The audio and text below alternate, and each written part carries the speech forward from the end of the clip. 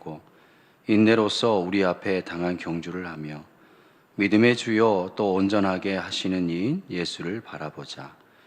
그는 그 앞에 있는 기쁨을 위하여 십자가를 참으사 부끄러움을 개의치 아니하시더니 하나님 보좌 우편에 앉으셨느니라.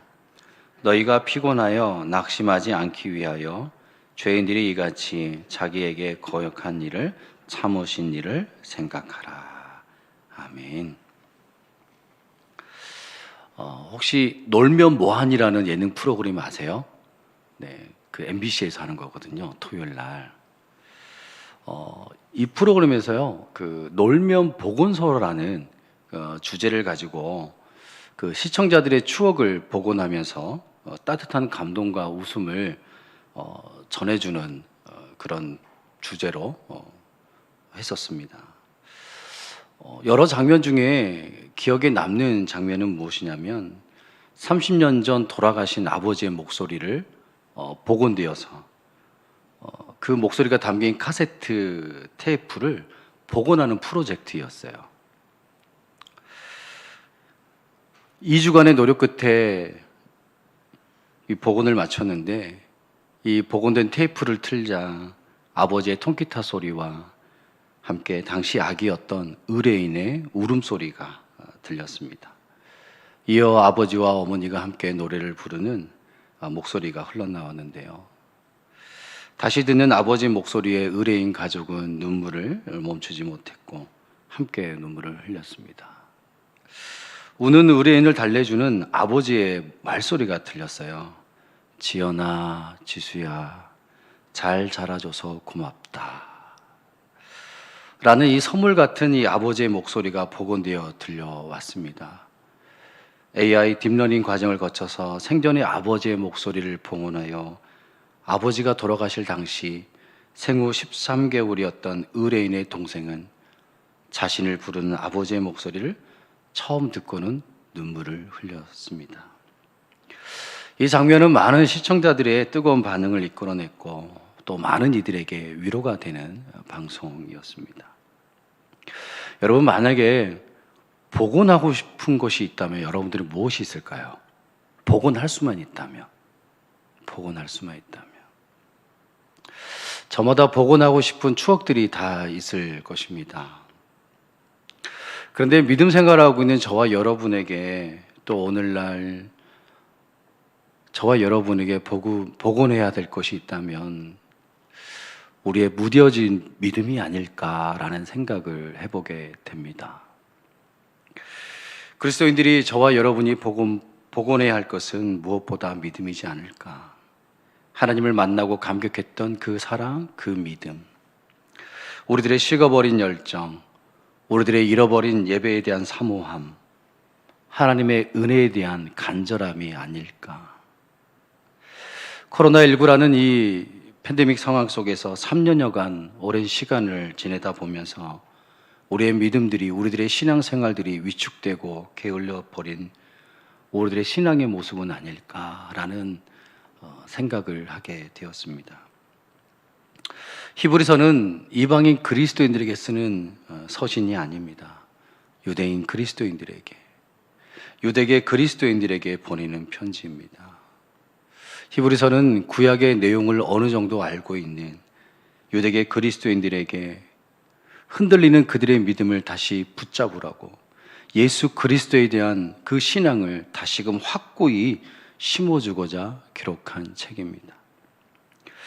저자는 유대계에서 개종한 성도들이 자신들의 전통에 따라 성막에서 드려지는 제사 정도는 되어야라는 생각을 갖고 있었는데 이들의 생각이 잘못된 것임을 지적하며 천사보다 뛰어나신 예수 그리스도, 모세보다 높으신 예수 그리스도, 바로 이분이 예수 그리스도이심을 증명하며 온전케 하시는 예수 그리스도를 바라봄으로 현재의 핍박과 흔들리는 믿음에서 승리하라고 권면하고 있습니다. 오늘날 이런저런 이유로 믿음이 흔들리고 게으른 상황 가운데 놓여있는 저와 여러분에게 다시금 믿음을 확고히 하며 먼 추억으로 마음속 한켠에 담고 있는 그 뜨거운 믿음의 열정, 뜨거운 믿음을 다시 복원하기를 바라시는 하나님의 마음을 깨닫는 시간이 되길 바랍니다. 오늘 말씀에 먼저 믿음을 복원할 길을 제시하고 있습니다. 2절 말씀입니다. 믿음의 주요 또 온전하게 하시는 이인 예수를 바라보자. 무엇을 바라보자고 말씀하고 있습니까? 예수 그리스도를 바라보자라고 말씀하고 있습니다. 예수 그리스도를 바라볼 때 우리들의 흔들리는 믿음이 회복될 수 있습니다. 우리가 잘 아는 말씀이죠. 요한복음 3장 14절에서 15절 말씀에 모세가 광야에서 뱀을 든 것 같이 인자도 들려야 하리니 이는 그를 믿는 자마다 영생을 얻게 하려 하심이니라. 아멘.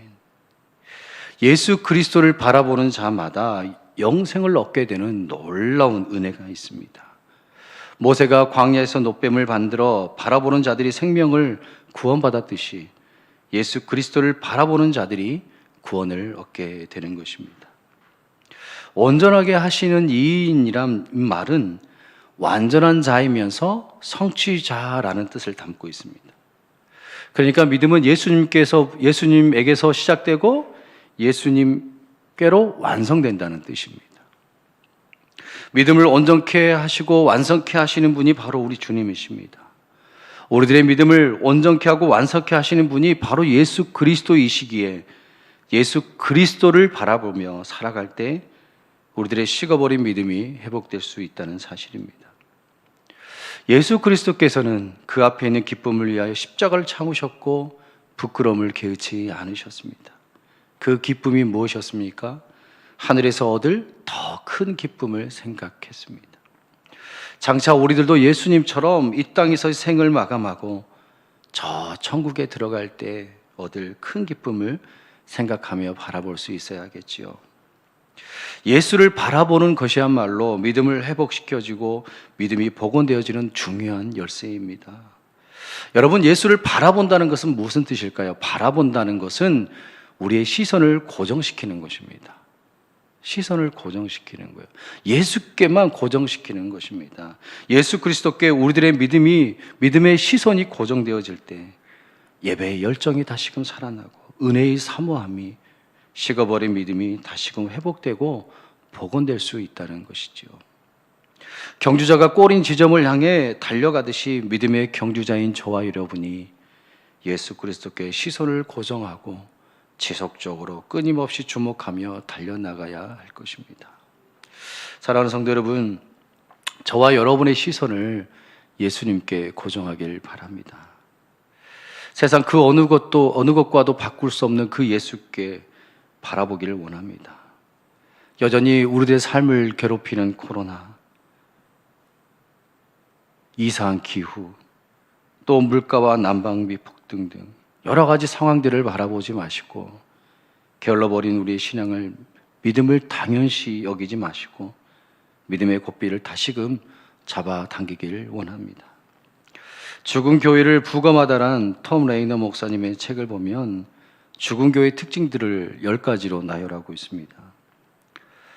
첫 번째, 아무도 알아채지 못할 만큼 서서히 쇠퇴하는 교회, 어떤 변화도 한사코 거부하는 교회, 그들만의 교회, 자신들만을 위해 예산을 사용하는 교회, 어느 순간 지상 대명령에 대한 순종이 사라져버린 교회, 언제나 나 자신을 위한 성도들로 가득 찬 교회, 목사들은 성도들과 갈등을 최소화하는 안전한 길을 선택하는 교회, 좀처럼 함께 기도하지 않는 교회, 교회의 목적과 사명을 잃어버린 교회, 선한 청지기가 아니라 교회 시설에 집착한 교회.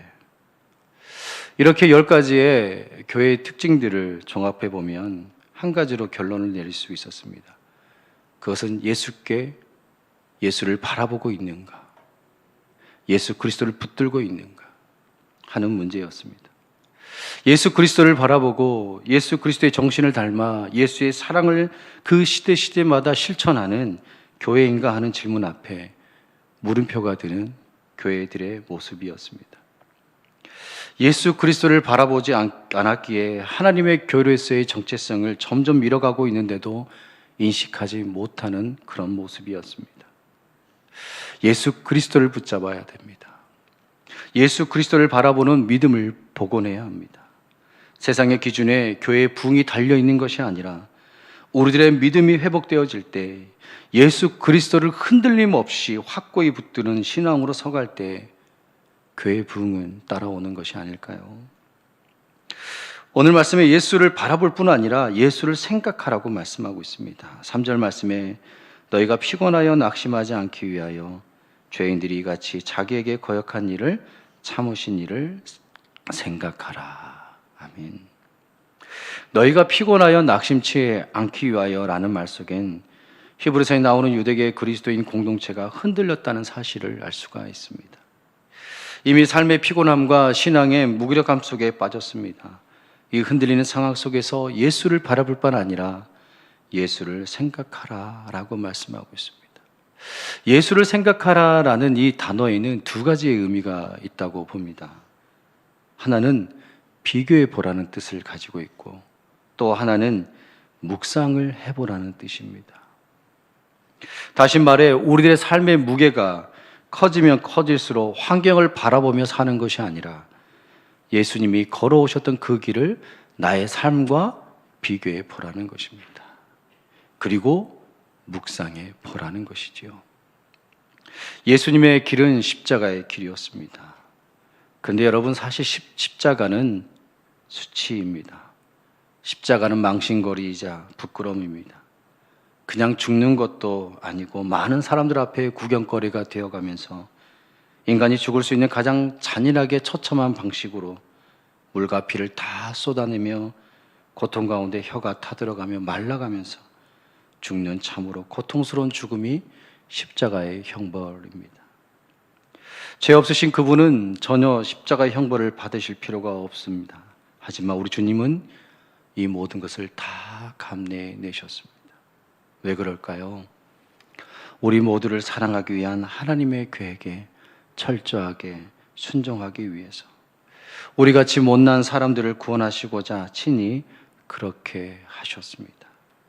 우리는 그것을 은혜라고 합니다. 하나님께서 우리를 거스르는 죄와 두려움과 좌절과 절망의 문서들을 우리 가운데 취하셔서 그것들을 십자가에 못 박아 깨끗이 없애 주셨습니다.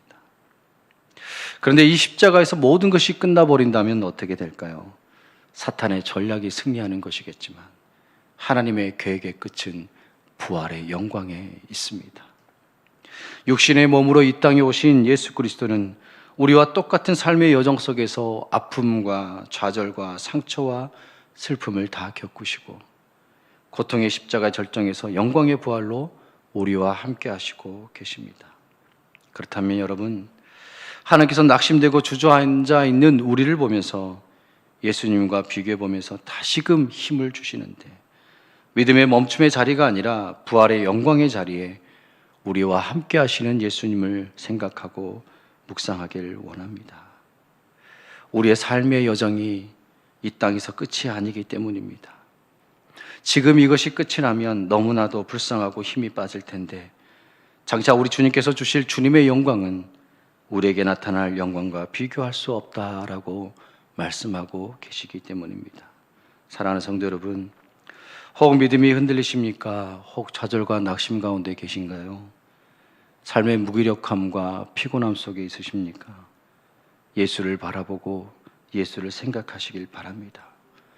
우리들의 흔들려버린 믿음을 다시금 복원하며 나아가는 우리들의 믿음을 복원함에 있어서 예수께 우리들의 시선을 고정했다면 다시금 우리들의 믿음을 회복시키고 유혹하는 게으름을 채찍질하고 연습을 거듭하고 괴로움을 참고 견디며 믿음의 길을 걸어가되 주님을 끝까지 따라가는 저와 여러분이 되길 간절히 소망합니다.